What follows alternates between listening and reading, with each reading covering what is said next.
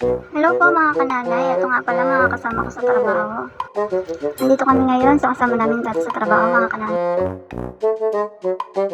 Nakipaglamay nga pala kami sa dati namin kasama sa trabaho. Ayan naman po si Ate Ros ang pinakagwapo sa warehouse. Pumunta nga lang na daw kami dito para magpagkape at mag-ikain ng lugaw.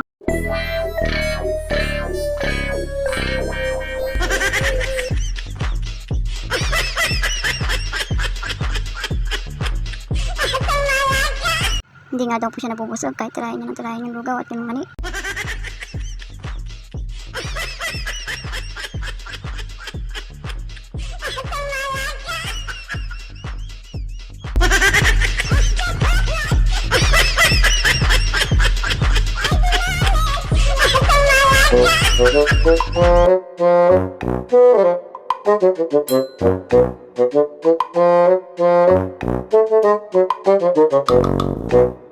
Ito nga pong dalawa, malungkot dahil inubusin daw sila ni Ate Ros ang lugaw mga kananay.